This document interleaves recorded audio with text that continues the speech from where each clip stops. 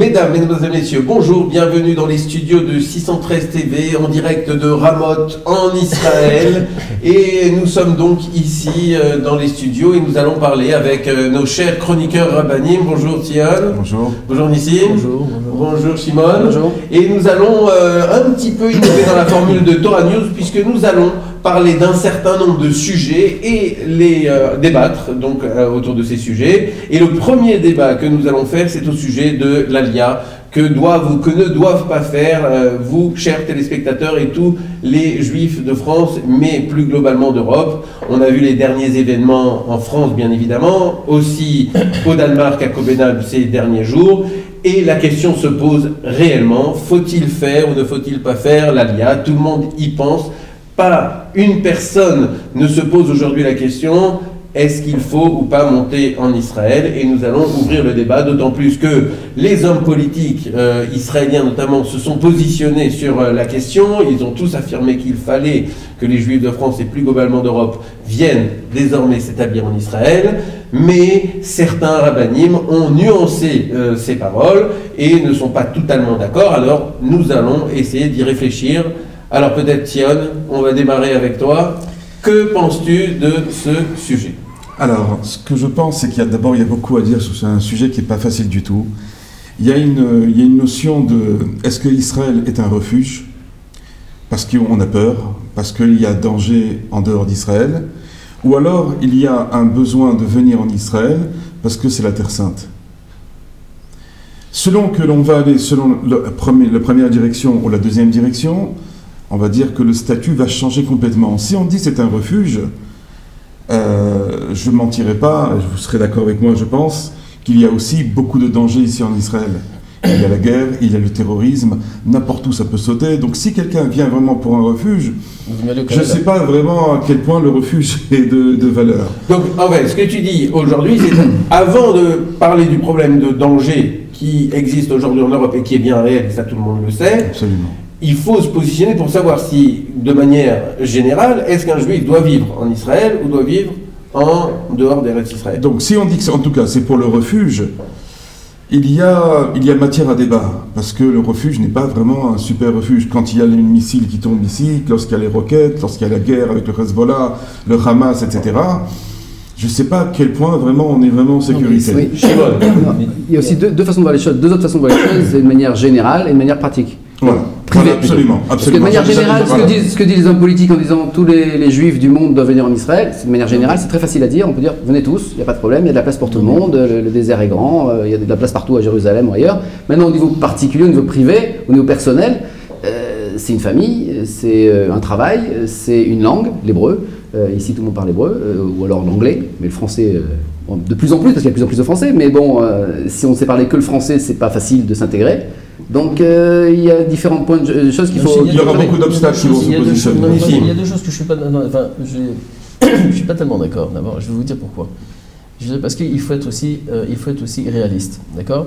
Dans le sens que même si on dit qu'il y a un problème de danger ici ou soit là-bas, il faut avouer, il faut dire le émettre, qu'on se sent beaucoup plus en sécurité quand on est en Israël que quand on est en Chutz-Laaretz. Ah oui. En savoir que quand je vais ici, je mets mes enfants à l'école, j'ai pas des soldats qui sont devant l'école. Quand je suis à la synagogue, j'ai pas des soldats devant la synagogue. Bien qu'il y ait eu une histoire à Ramoth, à Arnov, mais ça y est, bon, ça s'est passé et ça va. On sait très bien que sauf, ceux qui nous protègent ici, ce sont des soldats israéliens et donc c'est l'État d'Israël et donc on est un peu surveillé. Ça c'est un point. Ça c'est clair. Deuxièmement, pour ce que tu viens de dire au niveau de l'intégration, au niveau des trucs, aujourd'hui, bon, Hachem, il y a plusieurs communautés francophones qui sont en Israël et qui y vivent très bien, que ce soit à Ranana ou que ce soit à Ranana. Donc je ne pense pas que c'est ça vraiment le point qui dérange. Oui, mais tu venais de dire tout à l'heure que c'était peut-être intéressant d'aller au Canada. Oui, bien sûr, parce pourquoi? Je vais vous dire pourquoi. Parce qu'il n'y a pas qu'au Canada, il y a aussi des kilotes en Miami, en Amérique, partout. Il y a des kilotes, il n'y a aucun problème de sécurité beaucoup plus grande là-bas. C'est pas qu'il y a la sécurité, c'est que là-bas il n'y a pas de problème comment ça s'appelle de terrorisme et tout ça. Donc la vie est plus calme. C'est pas la Terre Sainte. Ah, c'est un autre problème. Tu parles du mitzvah. En tout cas, mais maintenant, au niveau de la sécurité, je ne sais pas si Israël, c'est vraiment la direction à prendre. Pourtant, ce que dit Nissim, c'est que c'est quand même mieux. Ah, mais c'est un autre problème. Mais ça veut dire si on se positionne uniquement au niveau sécuritaire, c'est peut-être pas la meilleure solution. Le Canada, c'est une solution. Miami, Écoutez, c'est je vais une vous dire, excellente Mais solution. alors, aussi à comment se fait-il que lorsque l'on entend les Juifs français, ils se posent tous la question, est-ce qu'on reste ou pas en France? Et si on ne reste pas en France, dans 95 voire 98% des cas, c'est pour monter en Israël, c'est pas pour aller ailleurs. Alors justement, c'est la deuxième partie de ce que je voulais expliquer. Cette notion donc de terre sainte, Eretz HaKodesh, c'est une notion qui est présente dans chacun de nous. Qu'on vive ici, qu'on vive en France, en Amérique, peu importe. On sait tous, qu'on dit tous à Pessah, Beshana Ba Birushalayim. Tous, on a depuis des milliers d'années, nos parents, nos arrière-grands-parents, etc., ont toujours dit la chose suivante, l'année prochaine à Jérusalem, l'année prochaine à Jérusalem. Donc c'est quelque chose qui a été mouchrage, qui a été enraciné dans notre éducation, dans notre culture, dans notre être. Et donc, si maintenant on se positionne que Israël est la terre sainte, on peut poser la question, pourquoi elle est la terre sainte? Qu'est-ce qu'elle a de sainte? Pourquoi il y a la Shemitah? Pourquoi il y a les Maasrot? Pourquoi on prélève sur le blé, sur le pain, etc.? Pourquoi il y a tout ça ici qu'il n'y a pas en dehors d'Israël? La raison, elle est très simple. C'est que la terre, elle est sainte parce que Akadosh Baruch Hu, Dieu, pose ses yeux sur elle du début de l'année jusqu'à la fin de l'année. C'est ce qui la rend sainte. Donc c'est la raison que si on veut venir en Israël, le but essentiel, c'est qu'on doit avoir la Emouna pour développer sa Emouna. Ça, c'est ce qu'on voit dans la Torah, etc. Mais concrètement, aujourd'hui, on habite à Paris et on ne voit pas ça. On ne voit pas si Dieu voit... Non, il faut voir ça. C'est ça ce que je dis. D'accord. C'est qu'il faut voir exactement le problème d'abord d'après la Emouna. D'après la foi entière qu'on a envers Dieu, et qui nous a assuré que cette terre-là, c'est la terre dans laquelle Dieu a ses yeux rivés en permanence sur elle. Si on va dans cette optique-là, ça change tout. Il n'y a plus de problème de sécurité, problème de terrorisme, on s'en fout complètement à la limite. Ce qui compte, c'est de venir ici à l'ombre de Dieu. Alors ça n'a pas changé, que ce soit avant les attentats, après les attentats, absolument, ça change absolument rien. D'accord. C'est là-dessus qu'on doit être d'accord. Donc on ne monte pas plus aujourd'hui qu'hier. Non, à mes yeux, non. Mais il y a une autre chose à voir aussi, parce que les gens qui veulent monter, ils pensent à eux, mais ils pensent aussi à leurs enfants, et surtout à leurs enfants. Bien sûr. Donc maintenant, par rapport à ce que tu disais tout à l'heure au niveau des Keilot à Miami ou au Canada, que vont devenir leurs enfants à Miami dans 20 ans, dans 30 ans? Est-ce qu'ils vont être américains, ou est-ce qu'ils vont être juifs? Est-ce qu'ils vont être francophones? Qu'est-ce qu'ils vont être? Alors que s'ils viennent en Israël, il y a plus de chances qu'ils deviennent... Tout dépend dans quel type d'école. Non, c'est pas la question. Tout dépend dans quel type d'école ils vont être éduqués. À Miami, il y a des écoles vraiment orthodoxes, vraiment selon la Torah comme il faut. On choisit naturellement l'endroit où on veut ici, comme ici en Israël. C'est un ghetto. C'est un ghetto. Pourquoi ici c'est pas un ghetto au niveau des écoles? Non, c'est pas un ghetto. Comment? Il y a des écoles où on peut aller, des écoles où on peut pas aller. D'accord, mais c'est pas un ghetto, c'est pas fermé. Il y a des écoles où on peut aller, elles sont nombreuses. C'est une direction qu'on en prend. C'est une direction qu'on prend, mais c'est pas un ghetto. Il y a la même direction qu'on prend au Canada, aux États-Unis. Non, au Canada, aux États-Unis, c'est un petit ghetto de certaines... Je rappelle qu'il y a autant de juifs aux États-Unis qu'en Eretz Israël. Vas-y. Non, mais Montréal, je te dis, moi je pense qu'il y en a plusieurs qui connaissent un petit peu Montréal. Moi je connais aussi bien Montréal. C'est très agréable. C'est une ville bien, la communauté elle est très très puissante là-bas. Absolument. Il n'y a pas de ghetto. Il n'y a pas de ghettoisation en aucune manière. Moi je pense personnellement, je pense que le point, je pense qu'il est un peu différent de tout ce qu'on a essayé d'exposer là maintenant. On essaie un peu de s'éparpiller. Je pense que l'idée d'Eretz Israël, comme a dit notre Rav Tzion, c'est que Béhémet, cette notion d'Eretz Israël, que les Juifs veulent monter en Israël, ça c'était l'espoir de tous nos ancêtres depuis qu'on a quitté Eretz Israël. On le dit dans la Tfila. Donc c'est clair qu'on a une mitzvah, et ça c'est dans près de tous les poskim, le Shitat HaRamban, tous les poskim aujourd'hui sont d'accord, partout, qu'on a une mitzvah de monter en Eretz Israël. Seulement, comme vous avez essayé un petit peu mentionné aussi, je vais vous rappeler, vous savez qu'il y a une tchouva qui est très, enfin je ne sais pas si elle est assez connue, mais moi, j'ai eu le mérite de la connaître, qui est dans un prix très tchouva, hein, d'accord, dans le Shulchan Aruch, dans Even Ezer Siman Ayin là-bas. Bon, si vous voulez les références, je vous donnerai les références. Donc là-bas, ils ont posé la question au Pitri Tchouva. Est-ce qu'on a l'obligation de monter en Eretz Israël? Alors après, je lui dis, mais c'est quoi le problème? Il dit non, parce qu'on nous a dit que s'il y a un danger pour les enfants de monter pendant le chemin qu'on doit monter en Eretz Israël, c'était à l'époque, alors est-ce que le Beddin nous empêche de monter en Israël à cause qu'il y a un problème de danger au niveau il peut y avoir pendant le chemin des problèmes, etc. Alors le Pitrouche dit non, si c'est un problème de danger, je ne vois pas qu'il y ait plus de danger que les enfants, plus que les personnes âgées. Donc c'est clair que pour monter en Israël, on a la mitzvah de monter en Eretz Israël. Le seul problème, il y a une condition. Si en montant en Eretz Israël, il y aura un problème de Parnassa, et du fait qu'il y a un problème de Parnassa, les enfants ne pourront pas supporter comment ça s'appelle, cette pauvreté, et ils vont descendre en Tarboutra, c'est-à-dire qu'ils vont quitter la Torah, les mitzvot.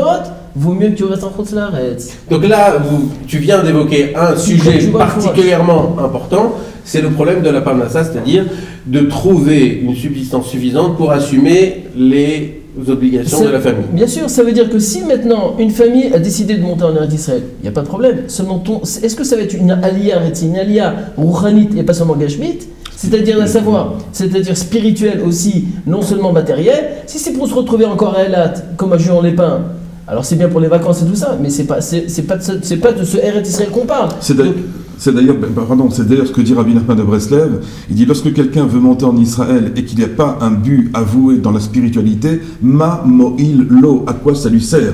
Donc là, vous parlez de deux choses différentes. Il y a la lien spirituelle. Voilà. C'est par rapport à l'aspect parnassa qui risque d'entraîner un manque de spiritualité. Problème de spiritualité. Et toi, tu parles directement du problème de la spiritualité. Absolument, absolument. Donc en fait... Mais ça ne veut pas dire qu'il ne faut pas monter. Okay. Voilà. Très bien. Chacun individuellement doit chercher comment y arriver, comment trouver sa parnassa, comment trouver les écoles, comment trouver le wabit, etc. Ça n'empêche pas. Mais de dire que tout le monde doit venir d'un coup, etc. D'abord, je ne sais pas si l'État d'Israël est capable d'absorber maintenant. Ils ont bien été capables d'absorber 1 million de Russes. On ne peut pas comparer les Russes et les Européens. Ça n'a rien à voir, c'est pas du tout la même mentalité, ils sont habitués à la dure là-bas. Moi je vais très souvent en Ukraine et en Russie, je sais comment ils sont habitués à la dure, ça ne les dérange pas de venir ici. Mais des Européens, des Français qui sont habitués à être bien choyés, etc., ils vont beaucoup souffrir s'ils viennent ici, ils ne sont pas préparés à la chose. Or l'État d'Israël n'est pas prêt à les accueillir tel qu'il le faut aujourd'hui. En tout cas, moi j'avais entendu comme ça un enseignement qui disait que le Gaon de Vilna avait commencé son chemin vers l'Alia, et lorsqu'il avait commencé son chemin vers l'Alia, il avait rebroussé chemin. Et une des raisons pour laquelle il avait rebroussé chemin, selon certaines personnes qui l'ont ensuite interrogé, c'est parce que dans le chemin qui le menait vers Eretz Israël, il devait prendre le bateau. Et quand il devait prendre le bateau, à cette époque, dans les bateaux, il n'y avait pas la possibilité de consommer du pain, et il devait passer Shabbat dans le bateau. Et comme il ne pouvait pas faire les 3 séoudotes de Shabbat dans le bateau, et donc ça aurait occasionné un problème rouhani, c'est-à-dire un problème spirituel, même ponctuel, dans son chemin vers Eretz Israël, alors il a renoncé. C'est-à-dire qu'en fait, selon cet enseignement-là, dès lors qu'il y a ne serait-ce qu'une chute, ne serait-ce que ponctuelle sur le plan spirituel, il ne faut pas monter en Eretz Israël. Il avait donné une autre raison aussi. Oui. Il avait dit simplement, c'est parce que la terre, elle est tellement sainte. J'ai peur que si je veux venir en Israël, je vais être pogem, je vais abîmer la gdusha, la sainteté de la terre d'Israël. Donc ça veut dire que le fait de venir en Israël, c'est bien pour une raison rouhanite, spirituelle. Il faut oublier aussi que des fois, ça peut être le sens contraire. C'est-à-dire que des fois, on reste en Chutz La'aretz, des fois, on peut très bien dégringoler et descendre, et il vaut mieux être en Israël. Comme il y en a, par exemple, sur l'université, ils sont à la fac et tout ça, des fois, tu peux avoir des mariages mixtes et tout ça, alors qu'en Israël d'Israël, au moins, ils se marient avec des juifs. Donc, je pense que chaque cas doit se faire intelligemment et demander aux rabbins sur place. Finalement, je crois que c'est ça la conclusion qu'on pourrait donner à nos téléspectateurs. Bien évidemment, on pourrait parler des heures de ce sujet, mais l'idée c'est que c'est vrai qu'il y a des événements qui font peur, il y a des événements qui poussent à ce qu'on ait des réactions qui soient peut-être soudaines, mais je pense qu'il faut chacun peser le pour et le contre, demander des conseils, et surtout s'il y a décision d'Aliyah, il faut la préparer pendant plusieurs mois, peut-être 1 ou 2 années avant de réaliser l'Aliyah. Pour continuer sur ce que tu dis, moi ce que je propose, ce que je conseille, c'est d'une part, c'est d'apprendre l'hébreu. C'est une chose absolument indispensable, c'est ça servira dans le futur, et de réfléchir aux enfants. Parce que c'est difficile à 40 ans ou à 45 ans ou à 50 ans de faire son aliyah, de changer complètement de milieu. Mais pour les enfants qui ont 15, 17, 18 ans, faire des études en Israël ou aller à Yeshiva en Israël ou réfléchir à quelque chose pour petit à petit envoyer ses enfants et après, quand vous êtes à la retraite, vous le rejoignez. Maintenant, simplement au niveau sécuritaire, est-ce qu'on doit conseiller aux Juifs d'Europe de partir aux États-Unis, de partir au Canada s'ils ne veulent pas venir en Israël parce qu'ils n'ont pas de but spirituel? Je tendrais à dire oui. Parce qu'effectivement, le danger est très présent en Europe aujourd'hui. Il y a des cieux plus cléments ailleurs dans le monde que l'Europe. Moi je pense qu'aujourd'hui, écoute, il y a quand même 500 000 juifs en France, et donc une bonne partie, d'abord, une partie est religieuse, une partie est moins religieuse, une partie est moitié-moitié, enfin il y a une grande tendance, et les communautés là-bas, ils font un grand travail. Les rabbinim là-bas, qui sont sur place, ils font un très très très grand travail, et ils arrivent à ramener de plus en plus. Moi, je vois comme les communautés ils grandissent de plus en plus, et des gens qui sont plus, c'est-à-dire penchés vers la Torah, les mitzvot, grâce à ces communautés qui se sont créées là-bas. Si aujourd'hui, les personnes qui sont concernées, qui connaissent cette Torah, ils quittent la France, alors qu'est-ce qui va se passer avec tous les autres ? Comment on va faire pour les ramener ? En tout cas, ce qui est sûr, c'est que l'antisémitisme a eu du bon, c'est que ça a réveillé énormément de juifs. Donc même dans cette situation qui est vraiment dramatique et qui fait très peur, malgré tout, on voit des choses qui sont très positives. Les gens se sont rapprochés d'Hachem, rapprochés de la Torah, ont mis leurs enfants en école juive, etc. En tout cas, il y a du bien dans tout ça. Il y a eu l'inverse. Il y a eu l'inverse. Il y a eu des gens qui, parce qu'il y avait des risques dans les écoles juives, ils ont quitté les écoles juives, ils les ont réinscrits dans les écoles laïques. Mais d'un autre côté, il y a une chose qui c'est très bien, un grand Kiddush Hashem qui s'est formé là-bas, qui s'est fait là-bas, et qu'au niveau des soldats, les soldats, d'abord il y a eu une Akhnasat Sefer Torah là-bas, les soldats ont commencé à danser avec les Sefer Torah. En plus de ça, ils ont commencé à dire, c'est la première fois qu'on voit qu'est-ce que c'est des mamans juives. Alors qu'ils sont là, ils se battent avec leur commandant, leur chef. Si on doit on préfère ici, en France, surveiller notre pays que nous envoyer au fin fond des... En tout cas, c'est très important aussi, nous, les Juifs, qui sont en rapport avec ces forces de l'ordre, avec ces soldats, de faire un Kiddush Hashem permanent, voilà. De bien se comporter dans tous les domaines et à tous les moments. Alors, je voudrais juste donner peut-être le mot de la fin. Bien sûr. Je voudrais rappeler à tous nos téléspectateurs que je suis Rav à Pisgat Zev. On a une très belle communauté francophone. Si des gens veulent se diriger vers Jérusalem, faire leur alia, je pense être l'adresse, s'ils veulent venir vers nous en tout cas, les aider à s'acclimater. Le 00 972 544 533 869. Je rappelle donc la communauté de Pisgat Zev à Jérusalem. Moi et mon épouse, on est tout à fait prêts à recevoir toutes les familles qui voudront faire leur alia, à les aider à s'acclimater, à s'intégrer. Il y a une merveilleuse communauté pour les accueillir. Venez, je peux vous dire, venez. Si vous êtes dans un but spirituel, alors venez. Ok, très bien. Nous allons faire une première pause musicale et ensuite on parle des sorcières dans un instant.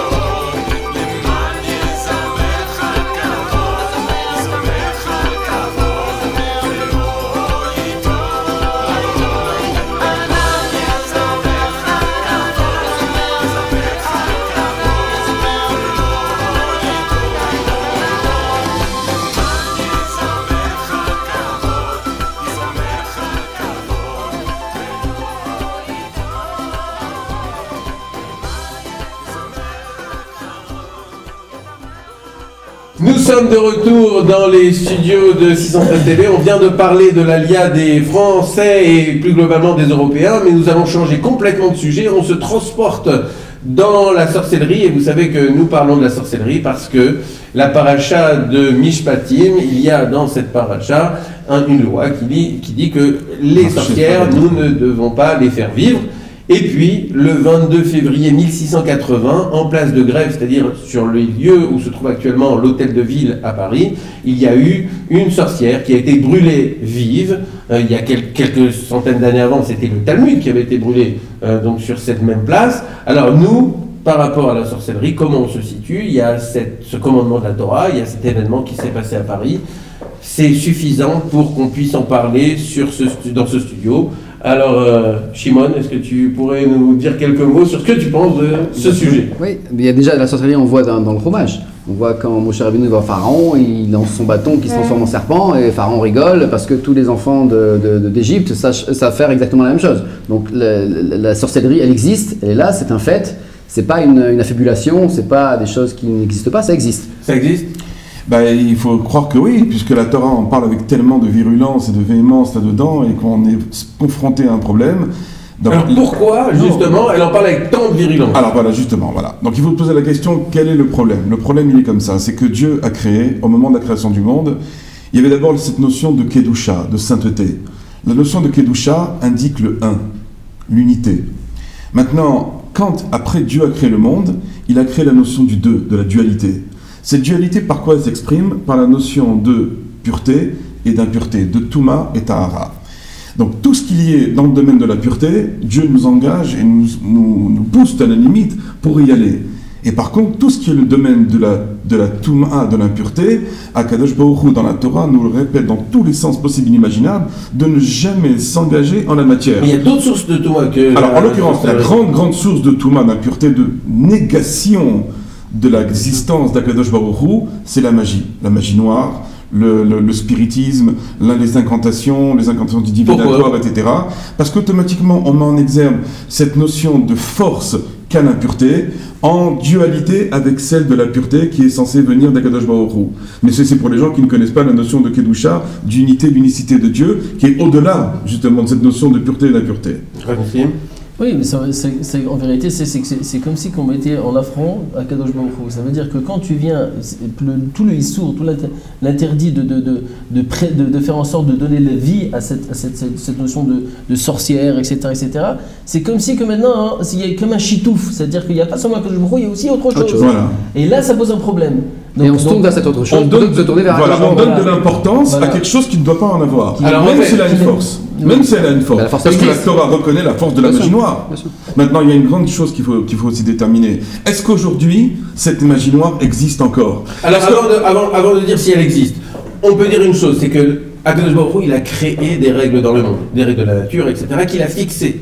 Les magiciens, les sorciers, ils vont au-delà des règles qu'a fixées Akadosh Baruch Hu, et donc en fait ils enfreignent une règle. Ça va au-delà même de celui qui ne respecte pas les mitzvot, qui est un rachat. C'est-à-dire que le rachat, il applique ou pas les mitzvot que Akadosh Baruch Hu lui a donné. Mais le sorcier, il va au-delà des règles du jeu, comme s'il sortait du jeu. Oui, mais je vais essayer d'essayer de donner un peu l'image à l'histoire. C'est que de la même façon que nous avons le libre arbitre, d'accord, dans la vie courante de tous les jours. C'est-à-dire qu'on se sert de la force de la vie que Akadosh Baruch Hu nous donne, d'accord, au lieu qu'on s'en sert de façon normale comme Hachem il attend de nous, des fois on se sert contre Dieu, c'est-à-dire contre sa volonté. Donc ça c'est dans la dimension terrestre, c'est-à-dire dans l'action de tous les jours. Mais il y a aussi dans cette notion de Kedusha, comme vient de dire, qu'il y a cette notion de kochot, de qu'Akadosh Baruch Hu envoie, donne la possibilité de changer la matière, etc. Et il y a une déviation de personnes qui sont impures, qui ne sont pas dans le derrière de la Torah, dans la mitzvot et tout, et qui se servent de toutes ces forces-là, qui comme si qu'ils arrivent à être dans cette dimension et dévier la volonté d'Hachem dans ces kochot. Je voudrais ajouter quelque chose. Oui. Au niveau de la Gemara, c'est marqué que, moi je ne me rappelle plus du nom, je crois que c'est Rav Zera. Oui, c'est quoi dans Brachot d'Avzaïm? Non, c'est pas ça, c'est un autre. C'est à la fin. Il marchait, une sorcière voulait lui envoyer un sort, une sorcière lui envoyait un sort, et elle voulait pour cela prendre la terre qui était sous les pieds du Rav. D'accord? Et le Rav lui a dit, vas-y, prends la terre, fais ce que tu veux. non, c'est là-bas, c'est bon. Ok, d'accord. Ok. Donc, il dit de toute façon, moi je pense à Akadosh Baruch Hu, il a Emouna, donc tu peux faire ce que tu veux, Akadosh Baruch Hu fera ce qu'il voudra. Donc, c'est-à-dire que malgré tout ce qu'on dit par rapport à la sorcellerie, qu'il y a un pouvoir, que exactement ça existe, etc. Mais si on se met directement au niveau de Akadosh Baruch Hu, au niveau de la Emouna, de la foi complète et entière envers Akadosh Baruch Hu, cette sorcellerie, elle est complètement annihilée, elle est nulle. D'accord. Et c'est marqué dans l'Agmara, c'est clairement exprimé dans l'Agmara. Ça doit pas t'impressionner. Exactement, tu peux prendre la poudre, la poussière sous mes pieds pour faire ce que tu veux, tu pourras faire ce que tu veux. De toute façon, c'est Akadosh Baruch Hu qui décidera si tu y arrives ou tu n'y arriveras pas. Pourquoi la sorcière, il ne faut pas la faire vivre, comme le dit le verset? Non, parce que tout le monde n'est pas au niveau de ce rave. D'accord. Clairement. Non, mais attention, le sujet de faire tuer une sorcière, c'était à l'époque où il y avait le Sanhedrin. Il faut bien comprendre que la peine de mort aujourd'hui ne peut pas être appliquée, c'est absolument impossible. Je comprends. À partir du moment où le Sanhedrin a été dissous, le Beth Amikdash a été brûlé, on n'a plus le droit de tuer personne, même si quelqu'un est soupçonné d'avoir fait la pire d'Avera dans le domaine de la magie noire ou des incantations divinatoires ou fait une séance de spiritisme maintenant, en aucune manière cette personne-là ne peut être condamnée à mort par la Torah, en aucune manière. Bien évidemment. Bien d'accord là-dessus. Bien évidemment. Mais quand 1680 sur le place de Glaive, ils ont tué une sorcière alors qu'on n'a pas le droit de tuer quelqu'un pour une telle raison. Alors nous, est-ce qu'on peut dire que nous, on doit en fait travailler sur les notions que se représente et sur en fait l'idéologie que représente la sorcellerie pour tuer cette idéologie? Non, on doit faire comme il a dit Rav Shimon, travailler sur les Mouna. Alors oui. Pourquoi est-ce qu'on utilise la magie? Parce qu'on n'a pas tellement de foi en Dieu, donc c'est difficile d'exprimer sa foi par le biais de la prière, par le biais des mitzvot. Alors on se tourne sur des techniques pratiques. Tu voulais dire, est-ce que concrètement ça existe aujourd'hui? Alors est-ce qu'aujourd'hui ça existe? Alors moi, d'après toutes mes connaissances en la matière, il n'y a plus de magie noire, il n'y a plus de vaudou, il n'y a plus rien. Aujourd'hui, ce qu'il y a, c'est un semblant, ce sont des illusions. Ça, oui, ça existe, mais au niveau du véritable vaudou ou de la magie noire ou des incantations, je peux pratiquement affirmer aujourd'hui qu'il n'y a plus de force. La force est complètement, de la même manière que la prophétie a complètement diminué, il n'y a pratiquement plus de prophétie ni de roi HaKodesh aujourd'hui. Il y a aussi d'un autre côté Zéléo Mazé Asal Elohim. Selon l'un et selon l'autre, puisqu'il n'y a plus maintenant de prophétie, il n'y a plus non plus de magie noire. Ça va ensemble. Alors tout ce qui est marabout, voyance, etc. Tout ça c'est du sheker, c'est du mensonge total. Il y en a plein qui utilisent ça pour faire naturellement de gros sous, mais c'est entièrement faux, il ne reste plus rien. Il faut dire aussi que il y a je veux dire une chose, il y a ce qu'on appelle, vous savez, que l'être humain, la neshama, il y a ce qu'on appelle, vous savez, comment ça s'appelle, la neshama, elle arrive à voir des choses en vérité, des fois, un peu plus de au-delà. Maintenant, quand est-ce qu'elle a cette dimension de voir beaucoup plus loin, et comme quand on parle qu'il y avait le Chazon Ish, comme même le Rav Schneerson et tout ça, non, même Rav Schneerson, quand il voit une personne, quand on parle, on dit aussi que un peu Rabbi David Abuchatzira, il a quelque chose aujourd'hui.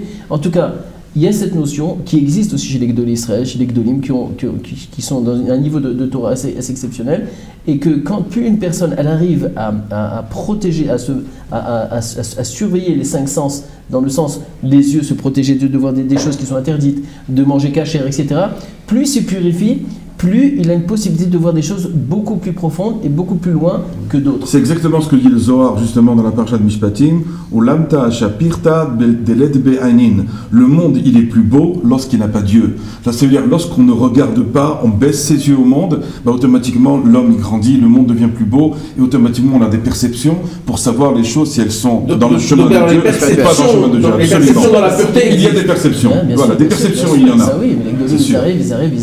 Alors justement, on a dit les perceptions dans la pureté existent. Est-ce que les perceptions dans l'impureté existent aussi?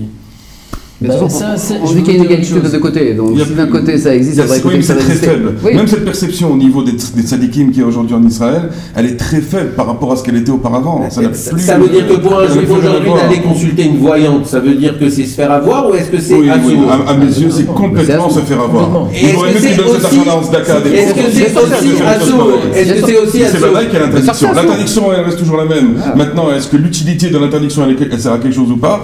Il peut y aller, il peut dépenser son argent, mais d'un argent dépôt, ce sera plus facile. Non, mais c'est. Ouais, mais il fera une mise au moins avec. Qui prie. C'est vous qui prie. Non, mais il faut voir une chose, c'est qu'en vérité, même une voyante, je n'ai pas trop Madame Soleil, vous connaissez, vous avez entendu Madame Soleil. On a tous entendu Madame Soleil.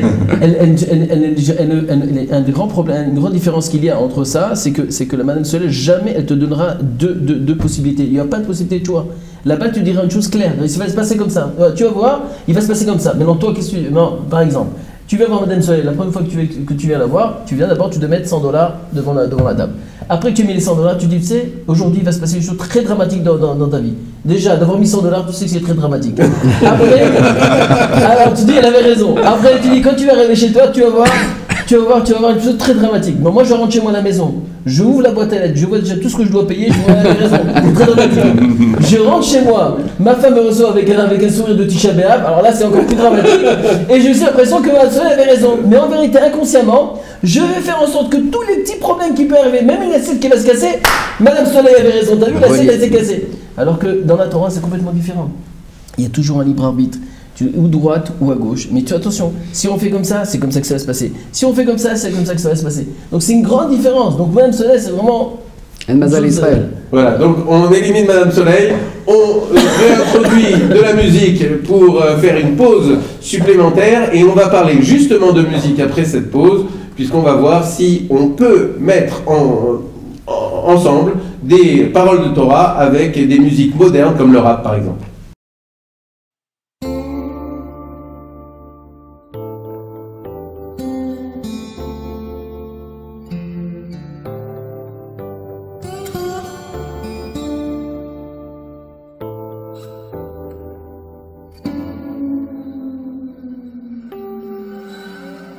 Au commencement, Dieu créa le ciel, la terre, de l'ombre à la lumière éternelle, propriétaire, la patrie du lait, du miel, est promise à mes pères, de l'Égypte à l'Euphrate, du Jourdain, la mer, étranger, en terre étrangère, exilé, 48, 67, 73, je récupère ce que personne ne veut, des ruines, un désert, je restaure, rebâtis et injecte l'atmosphère, des rois, des sages, des macabées, forts et fiers, courage à revendre car c'est nos vies qui coûtent cher, c'est pour nos fils, nos filles, la bienveillance de nos mères, savoir-faire millénaire de l'entrée au dessert, et si ça parle, toutes les langues de l'univers, start-up, nation, à la vitesse de la lumière sur des nuages, en première classe ou en charter, bienvenue à la maison, c'est le retour sur notre terre.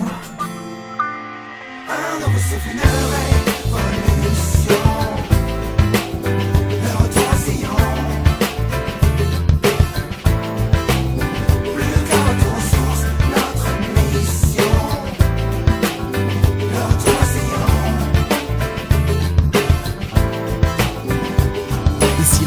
ça change tout, partout où tu erres, le drapeau est bleu et blanc et son étoile brille pour chaque frère. Les gens sourient, même s'ils sont en guerre, le monde est si obscur qu'ici chaque visage est clair. Chez nous les âmes sont complémentaires, magique la ronde, mon peuple est circulaire. Authentique aujourd'hui, comme nous l'étions hier, nous voilà enfin libres d'exalter nos prières. S'épanouir ici, c'est être solidaire, c'est sûrement pas pour faire que l'on en devient militaire. Le pont est étroit, mais nos vertus sont millénaires, de personne nous n'avons peur, le Tout-Puissant est notre Père. Jadis j'avais l'exil pour me parfaire, le feu vert est donné par le divin propriétaire. L'an prochain Jérusalem sera le centre de l'univers. Bienvenue à la maison. Bienvenue à la maison. C'est le retour. C'est le retour sur votre terre.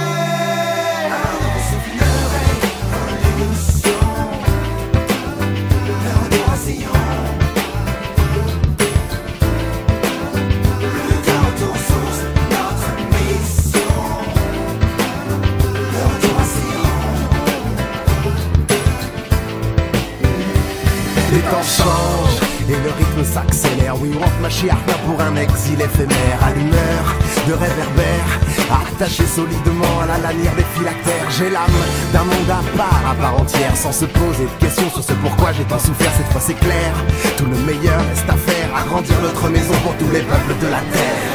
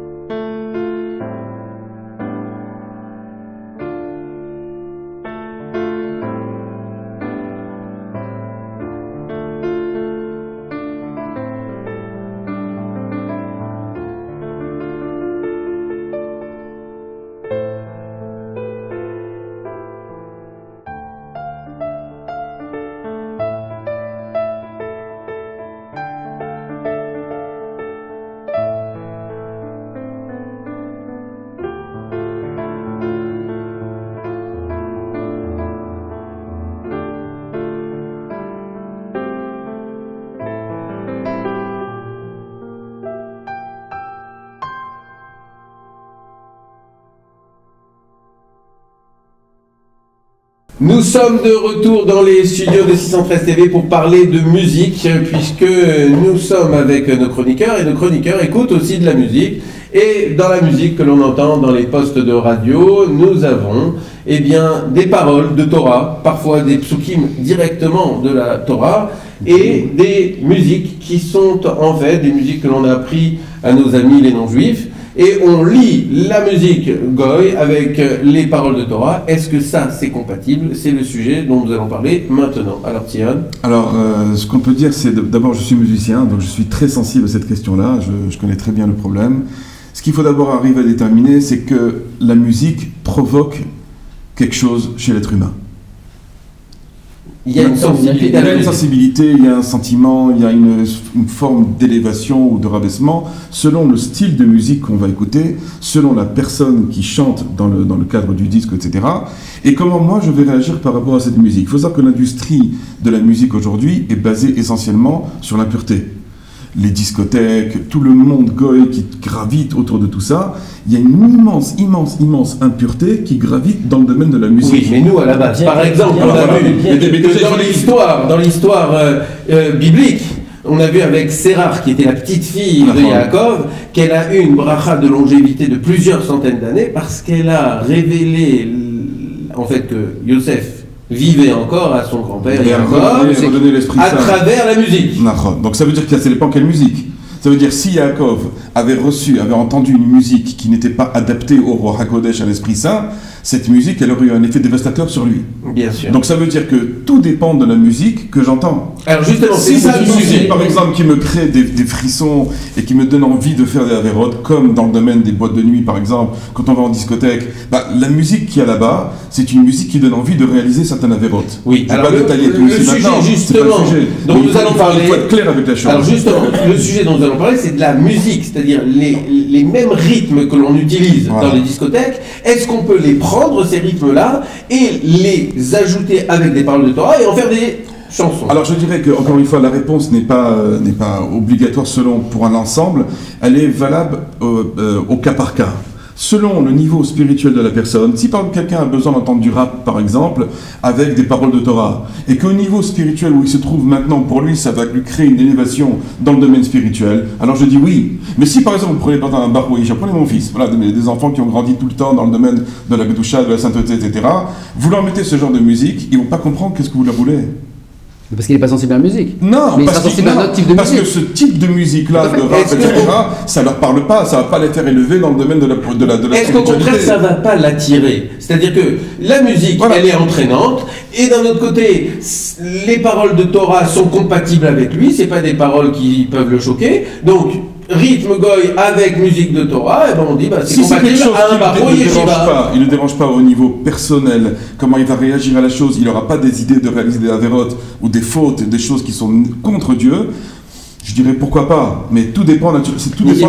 D'accord. Est-ce que le roi David, il se retourne pas dans la tombe quand on utilise ces versets de Télim et on en fait du rap? Alors d'abord, je pense qu'il y a plusieurs détails il faut détailler un petit peu l'histoire. On parle maintenant de musique, on parle maintenant de paroles, joindre à ces musiques-là, et on parle des personnes qui ont détourné ces musiques-là, ou alors qu'ils ont eux-mêmes chantent toutes ces chansons-là, d'accord? Et donc ça fait une certaine impureté. Alors, quand on parle maintenant des musiques, il faut savoir, il y a deux choses. Nous savons que la source de toutes les musiques au monde, ils viennent déjà des Lévi'im de l'époque qui étaient au Beth Amikdash. Donc toute la source là-bas, que ce soit avec les musiques de l'époque, on voit même des chants dans la tfila, que ce soit séfarade ou ashkénaze, ou que se sont servis même de musique de Napoléon, etc. déjà de l'époque. Donc il y a une certaine source déjà à la base qui vient de la pureté. Maintenant, que cette musique après a été déviée, qui a été changée un petit peu à travers le temps, suite à des personnes qui sont impures déjà à la base, qui ont pris qui ont réussi à sortir cette musique et ils l'ont déformée un petit peu et ont mis des tendances d'impureté à l'intérieur qui font en sorte qui font faire ça donne une tendance à faire des avérotes, etc., comme on a dit. Mais peut-être que la base de chaque musique, elle vient de encore on peut changer complètement la vision. Oui. Parce que là, on parle de musiques non juives qui sont adaptées avec des paroles juives, d'accord? Et on dit que ça peut pousser les juifs à faire des avéroles. Maintenant, si on fait le contraire, si on prend justement cette musique non juive, on met avec des paroles juives, et donc ça ressemble à... C'est dans le vent, quoi. Attends, une seconde. Et donc, les personnes qui sont loin, qui sont éloignées, qui n'écoutaient que de la musique purement non juive, avec des paroles non juives qui sont vraiment rabaissantes, tout ce que vous voulez, bah, quand elles commencent à écouter ce genre de paroles et ce genre de son, pour eux c'est très bien, c'est magnifique. Donc c'est au cas par cas. Donc c'est au cas par cas qu'on doit C'est au cas par cas, mais moi chacun doit ressentir. Oui, sauf que moi je suis un chanteur, je suis musicien, et je me dis voilà, est-ce que je peux utiliser du rap pour mon public, qui est un public juif ou pas? C'est selon ce que toi tu vas ressentir. Bah oui. Et c'est selon le message que tu veux faire passer à travers ta musique. Si tu penses que ta musique va permettre aux gens de s'élever vers Hachem, vas-y, fais le même si c'est du rap. Si tu penses à travers ça que tu vas au contraire... Et donc je peux utiliser... Non, c'est même pas ça. Si quand tu vas chanter devant ton public, tu vas maintenant t'enorgueillir. Même que tu chantes maintenant une musique qui est complètement cachère, avec des mots complètement cachères, l'orgueil qui est en toi, je ne pas toi, mais disons l'orgueil qui est entre la personne dans le chanteur, va maintenant passer justement par des ondes, va arriver à ceux qui l'écoutent, et cette gave, cet orgueil va se transmettre chez eux. Et ça peut être très négatif. Et ça, il faut faire extrêmement attention à ça. Donc ça veut dire quoi? En d'autres termes, il faut faire attention à savoir qui est le chanteur. Et par quoi il est animé? Est-ce qu'il a un but vraiment de réveiller les gens à Dieu, ou il a un but de se monter sur scène, de gagner de l'argent, de s'enorgueillir, d'avoir de la gava? Et là, ça devient très très difficile. On va reprendre l'exemple des Teilim. Il y a le Hallel qu'on lit dans les synagogues tous les mois, à chaque fête, etc. Et puis il y a des versets du Hallel qui ont été repris et qui ont été repris en les utilisant dans des chansons qui sont du rap ou ce genre de choses. Est-ce que ça, c'est pas choquant? Non, parce que à mes yeux, tout le problème, c'est dans le chanteur, c'est pas ailleurs. C'est même pas dans le rythme, c'est d'abord le chanteur en lui-même. Qui chante? Et qu'est-ce qu'il veut faire passer comme message? Je pense aussi, je pense que c'est quand on parle de choquant, ça dépend à qui on parle. Voilà. Ça veut dire quoi? C'est-à-dire qu'il y a des personnes, c'est une chose qui doit être les là. C'est-à-dire que bien sûr, c'est mieux qu'ils écoutent ça qu'ils écoutent autre chose. Bien sûr. Donc, il vaut mieux écouter des paroles de Torah que des paroles de... Cette musique-là C'est change. sûr. Je sais qu'une personne qui veut faire teshuva. Alors le problème c'est quoi? C'est qu'un type qui aime... Moi j'étais... Bon, on aime bien la musique. J'étais une fan d'accord de la musique. Mais il faut à un moment donné, si tu fais tes chouvas et tu veux arrêter d'écouter des musiques goy, donc des musiques qui sont trucs, comment tu vas faire? Il faut bien remplir ton verre. Donc si maintenant tu restes sans musique, mais c'est impossible d'y arriver. Donc une musique célèbre en ce moment, si tu arrives qui dit, à changer, au lieu de on va s'aimer, Hachem Meler, Hachem Malach, Hachem Mimler, ça vous va? C'est parfait. Voilà, Shimon il a dit parfait. Alors voilà, pour moi, absolument pas. Alors on est où alors? Moi je l'écouterai pas. Moi, c'est très perso. Alors, pour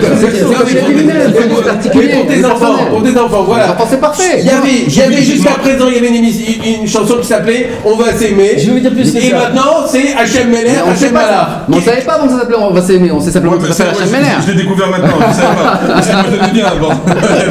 Moi je me rappelle. Maintenant que je le sais, ça me pose un Mais problème. quelle est la différence? Moi, je me rappelle C'est la connaissance de la chose. Oui, mais la parole, les paroles qu'on met aujourd'hui, c'est les paroles juives. Écoute, je vais vous dire. La musique, maintenant, elle n'a pas été créée pour ces paroles-là. Non, mais tu as raison, écoute, d'abord ça dépend de la personne qui me l'a dit. Parce que des fois, des personnes, il peut y avoir des gens qui me mettent ces musiques-là, ça leur rappelle des choses.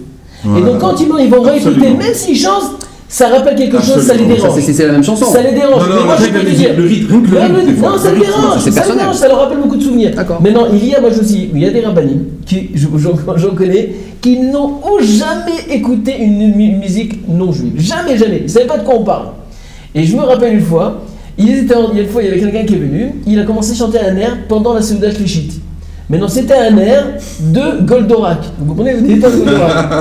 Et ils étaient tous, et je voyais le rêver comme ça. La la la la la la la la la la la la. C'était vraiment incroyable. Et nous, on était tous en train de rire. Goldorak, lui, il aurait rêvé comme ça. Alors Goldorak, pour les téléspectateurs, je sais pas si ça existe encore. C'est un vieux dessin animé de l'époque qui parlait d'héros de l'espace, etc. Ouais, non mais vous comprenez un peu, non? C'est-à-dire que même j'ai vu une fois un rap que on montait en voiture, il y avait une musique, je dis, mais qu'est-ce qu'elle est belle cette musique, mais c'est cette chanson extraordinaire. Mais s'il savait vraiment la musique d'où elle venait, jamais il l'écouterait. Donc ça dépend du réceptif de la personne qui reçoit. Est-ce que ça dérange ou pas? Mais Vadaï que dans la musique même, si on arrive, c'est que si on arrive à on va pas dire ça, convertir, mais prendre cette musique-là qui a quand même une base assez pure, qu'on peut sortir de la pureté de cette musique-là et mettre des paroles de Torah, de renforcement, etc. et que ce soit adapté, ça peut être très méchasek. Bon, en tout cas, on voit que le débat n'est pas encore clos puisqu'il y a plusieurs avis sur ça. On va se laisser sur ces paroles. N'oubliez pas que vous pouvez réagir en nous contactant à travers le site internet de la télévision 613 TV. Vous pouvez aussi nous contacter à travers le téléphone qui va apparaître ici. On se retrouve pour une nouvelle émission la semaine prochaine pour de nouveaux débats autour de thèmes tout à fait intéressants. Vous l'avez vu, Torah News se renouvelle.